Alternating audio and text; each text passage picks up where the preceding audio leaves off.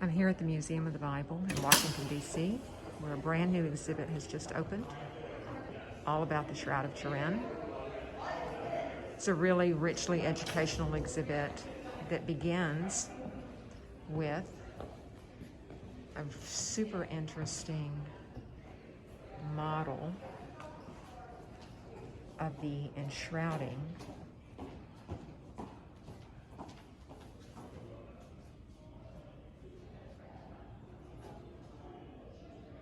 so that one can see the frontal and dorsal images on the shroud, how that would have happened. Begins with some basic educational information about the journey of the shroud, a deposit of some information from the Turin Center for Syndenology, exploring the idea of pilgrimage and popular piety of the Middle Ages.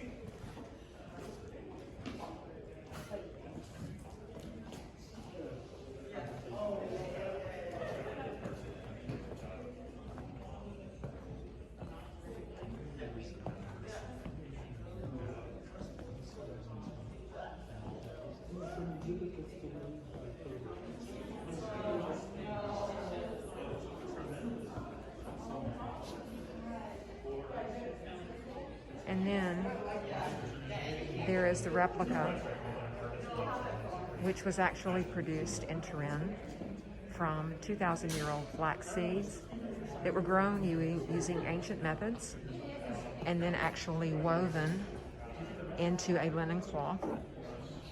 It has a very, very interesting weave pattern to it that very closely replicates the actual original cloth itself. This is not really the centerpiece of the exhibit right here, meant to be the contemplative spot.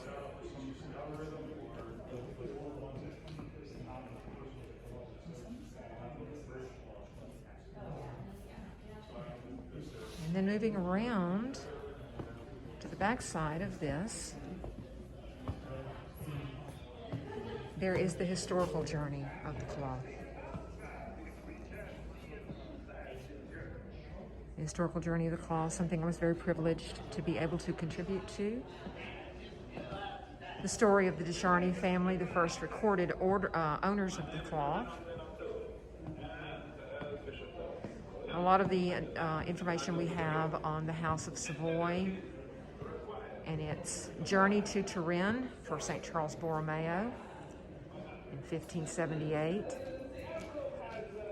The museum here has made great use of the parallel between the Great Plague that struck the Piedmont region, and particularly Milan, in the year 1578, and its correlation to our current pandemic, which is the reason, of course, that the shroud has been on public display virtually the last couple of years.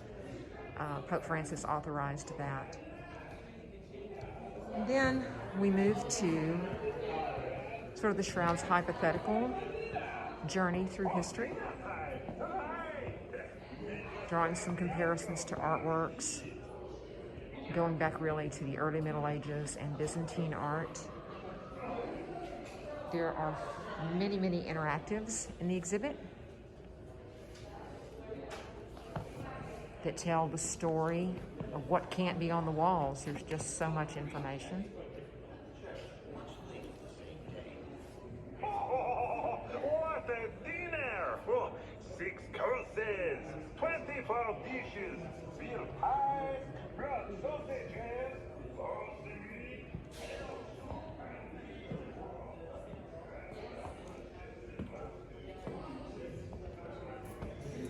An area specifically devoted to the carbon-14 dating challenge of the shroud, its scientific study.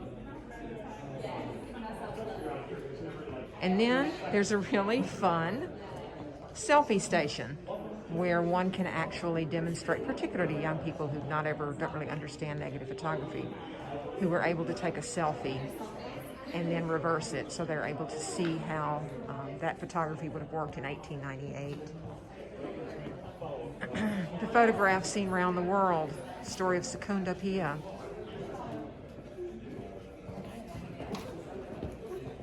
And then we have a VP8 analyzer, a working one, and also some actual imaging equipment that was used in the 1978 Shroud of Turin research project. This belonged to Dr. John Jackson.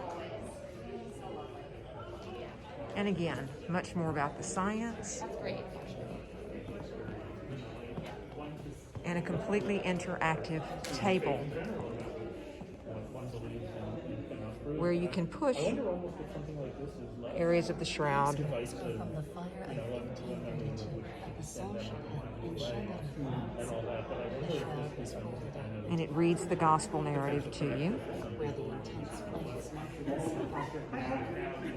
And finally, the exhibit concludes with a beautiful Ostentian that we actually have in the collection in Shreveport. That is an RPG board that changes images.